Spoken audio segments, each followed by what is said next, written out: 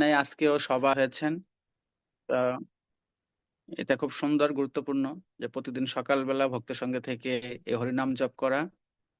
তো জব ক্লাসে উপস্থিত আছেন আমাদের সিনিয়র বৈষ্ণব এবং শুদ্ধ বৈষ্ণব, আমাদের স্যার শ্রী শঙ্কর চক্রবর্তী প্রভু।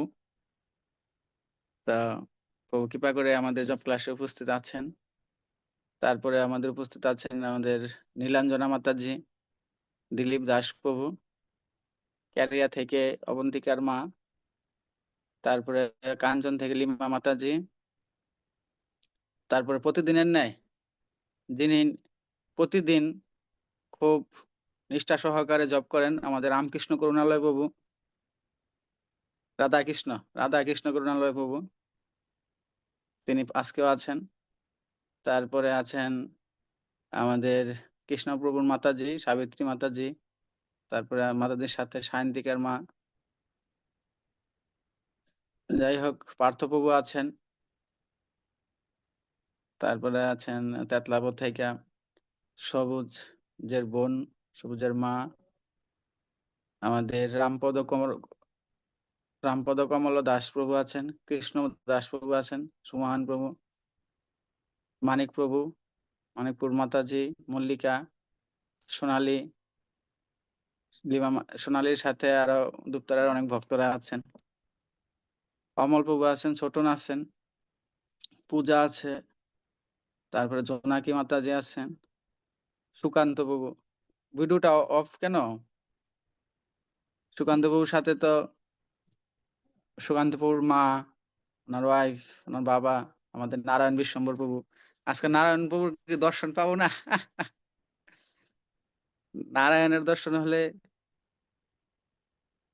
আমাদের আর কোনো কিছু দর্শন থাকে না, ভগবানের দর্শন, ভগবানের শুদ্ধ বৈষ্ণব।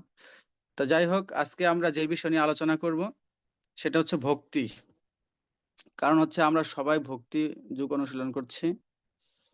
তো এই ভক্তিটা কি, এই ভক্তি সম্বন্ধে আজকে আমরা আলোচনা করব। তো এই ভক্তিটা হচ্ছে শ্রীমদ্ ভাগবতে বলেছেন, সবে পুংসাম পর ধর্ম যত ভক্তির অধক্ষজে অহৈতুকী অপ্রতিহাতা জয়াত্মাস প্রসিদ্ধতে। অর্থাৎ এই ভক্তিটা হচ্ছে সমস্ত মানুষের পরম ধর্ম, হচ্ছে সে ধর্ম যার দ্বারা ইন্দ্রজাত জ্ঞানের অতীত শ্রীকৃষ্ণে অহৈতুকী অপ্রতিহতা ভক্তি লাভ হয়।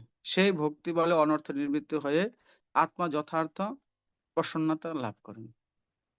ভাগবতম বলছেন যে এই ভক্তি যুগ যদি কেউ অনুশীলন করে তার সমস্ত অনর্থের নিবৃত্তি হবে।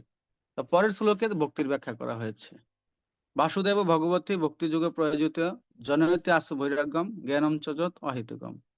অর্থাৎ ভক্তি সহকারে পরমেশ্বর ভগবানের সেবা করলে অচিরেই শুদ্ধ জ্ঞানের উদয় হয় এবং জড়জাগতিক বিষয়ের প্রতি অনাসক্তি আসে।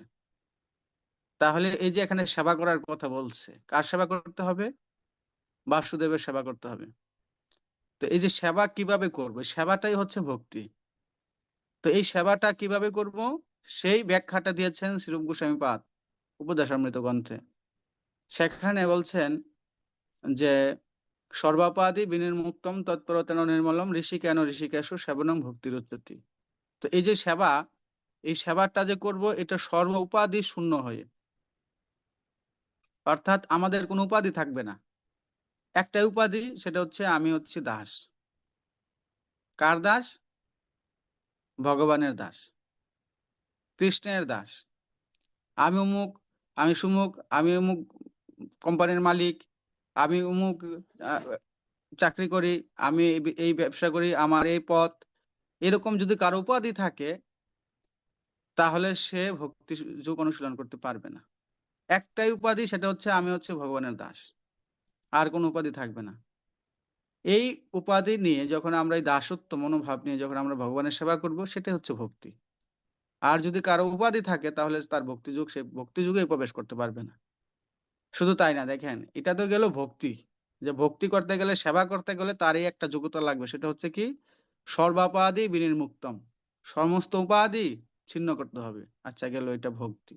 সেবা, সেবা করতে গেলে আপনার এই যোগ্যতা লাগবে যে সর্বোপাধি বিনির্মুক্তম, সমস্ত উপাধি বিনির্মুক্তম করতে হবে, উপাধি ছিন্ন করতে হবে। আপনার কোনো উপাধি নেই, আপনি অমুক মালিক, সমুক মালিক, এই পদ আপনার, এই সমাজের ভিতরে আপনি সভাপতি, এই সমস্ত উপাধি ত্যাগ করে একটাই উপাধি, আমি হচ্ছে ভগবানের দাস।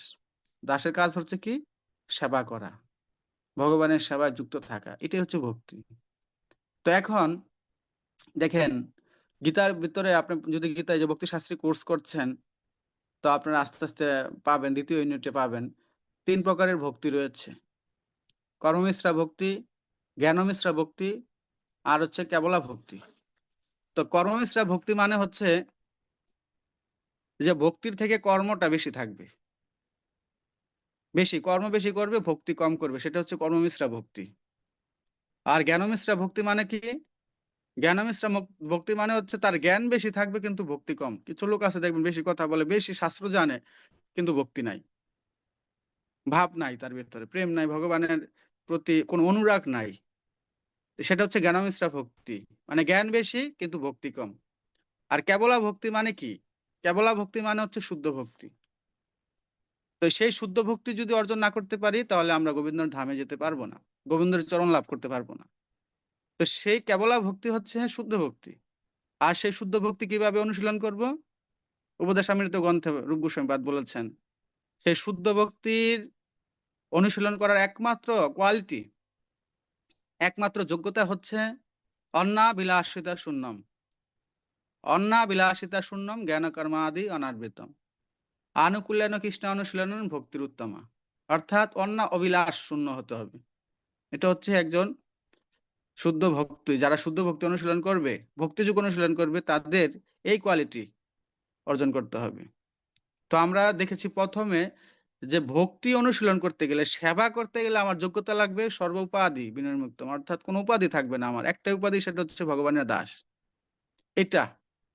আর এখন দেখছি যে শুদ্ধ ভক্তি, যদি আপনি শুদ্ধ ভক্তি অনুশীলন করতে চান, তাহলে আপনাকে কি তৈরি করতে হবে? ভিতরে সমস্ত অভিলাষ শূন্য হতে হবে। আমার একটাই অভিলাষ, সেটা হচ্ছে তোমার চরণ লাভ করা। হে গোবিন্দ, আমি যেন এই জন্মে তোমার চরণে যেতে পারি, আমি যেন তোমার ধামে যেতে পারি, এই দুঃখময় সংসারে আমার না আসতে হয়। ভগবানের কাছে একটাই প্রার্থনা, ন ধনম ন জনম ন সুন্দরীম কবিতাম বা জগদীশ কাময়ে মম জন্মনি জন্মনীশ্বরে ভবতাৎ ভক্তি অহৈতুকীর্তি। এটাই হচ্ছে আমাদের ভক্তদের প্রার্থনা। কোনো ধন না, জন না, সুন্দরী নারী না, আমাদের একটাই প্রার্থনা, সেটা হচ্ছে মম জন্মানি জন্মনীশ্বরে ভবতাৎ ভক্তি অহৈতুকীর্তি। যেন আমরা জন্ম জন্মান্তরে যেন তোমার সেবায় যুক্ত থাকতে পারি। এটা হচ্ছে একজন শুদ্ধ ভক্তের প্রার্থনা। এই ভাব নিয়ে যখন আমরা ভক্তি করব, সেটা হচ্ছে শুদ্ধ ভক্তি। তো এইভাবে আমাদেরকে ভক্তি সম্বন্ধে জানতে হবে যে আমি যে ভক্তিটা অনুশীলন করছি, এটা কি আমার আদৌ কি শুদ্ধ ভক্তি হচ্ছে কিনা। আমি যে ভক্তি অনুশীলন করছি, এই ভক্তির দ্বারা কি আমি আদৌ কি ভগবানকে লাভ করতে পারবো কিনা। আমি এখন কোন পর্যায়ে রয়েছে, আমাকে সেইভাবে চিন্তা করতে হবে যে আমি কি আদৌ শুদ্ধ ভক্তি অনুশীলন করছি। শুদ্ধ ভক্তি যদি অনুশীলন না করতে পারি, তাহলে কখনোই আমরা কৃষ্ণের কৃপা লাভ করতে পারবো না। ভগবানের কৃপা লাভ করতে গেলে আমাদেরকে অবশ্যই এই শুদ্ধ ভক্তি অনুশীলন করতে হবে। অন্নাবিলাসিত সুনম জ্ঞান কর্ম আদি অনাবৃত্তম আনুকূল্যন কৃষ্ণ অনুশীলন ভক্তি উত্তম। এবং একজনের আনুগত্য থেকে, একজন শুদ্ধ বৈষ্ণবের আনুগত্য থেকে যখন আমরা ভক্তি করব, তখন আমরা সেই ভক্তির অন্বেষণে যেতে পারবো, নচেত সম্ভব না। আনুগত্যটা হচ্ছে অত্যন্ত গুরুত্বপূর্ণ। আশ্রয় লইয়া বজায় তারে কৃষ্ণ না হইতে যার সব মরে অকারণ। আমাদেরকে আশ্রয় থাকতে হবে, শরণাগত থাকতে হবে। তখন কি হবে?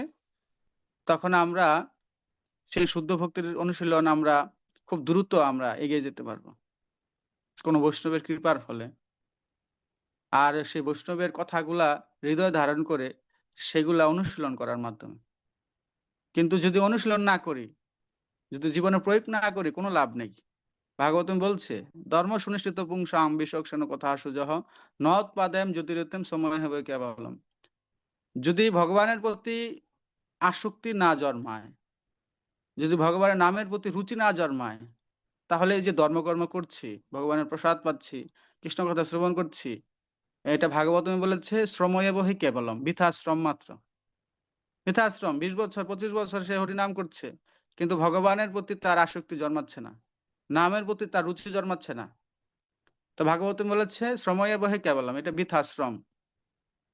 তো সেজন্য আমাদের ভগবানের নামের প্রতি যেন আমাদের আসক্তি জন্মায়, ভগবানের সেবার প্রতি যেন আমাদের রুচি জন্মায়, সেই ভক্তি করতে হবে। আর সেটা জন্মাবে একমাত্র কিভাবে? অন্নাবিলাসিত শূন্যম। অন্নাবিলাস শূন্য হয়ে একমাত্র অভিলাষ সেটা হচ্ছে কি? ভগবানের চরণ লাভ করা। তোমার চরণ গোবিন্দ, আর কিছুই চাই না তোমার কাছে। আমি যেন তো এই জন্মে তোমার চরণ লাভ করতে পারি। এই বাসনা নিয়ে যখন আমরা ভক্তি করব, অন্তিমে আমরা ভগবানের সেই চরণ আমরা লাভ করতে পারবো, নচেত সম্ভব না। যদি কোনো বাসনা থাকে, সেটাকে শুদ্ধ ভক্তি বলা যাবে না, সেটা কর্মমিশ্রা ভক্তি হয়ে যাবে। কর্ম করছি, কর্ম বেশি কিন্তু ভক্তি কম। তো সেই জন্য আমাদের লক্ষ্য রাখতে হবে যে ভক্তির করতে গেলে আমাদেরকে অবশ্যই এরকম শুদ্ধ ভক্তি অনুশীলন করতে হবে। শুদ্ধ ভক্তি ছাড়া ভগবানকে লাভ করা সম্ভব নয়। ভক্তির বিভিন্ন ক্যাটাগরি রয়েছে।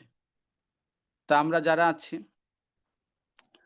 তা শিল প্রভুপাদ বলেছে যে আমাদের ইসকনের যদি ভক্তিচারু স্বামী মহারাজ, হ্যাঁ, বলেছেন যে তোমরা ইসকনে টিকে থাকো, একদিন তুমি শুদ্ধ ভক্ত হবে।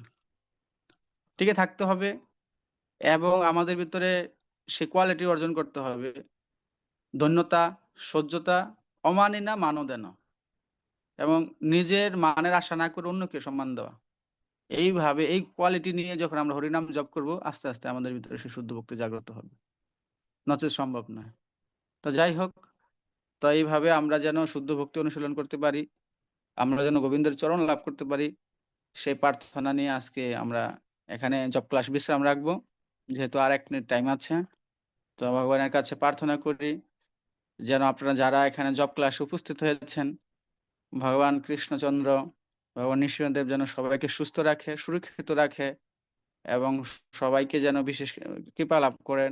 আপনারা যেন গোবিন্দের চরণ লাভ করতে পারেন এবং আপনাদের সন্তান, ছেলে মেয়ে সবাই যেন সুস্থ থাকে, সুরক্ষিত থাকে, সবাই যেন কৃষ্ণ ভক্তি লাভ করতে পারে।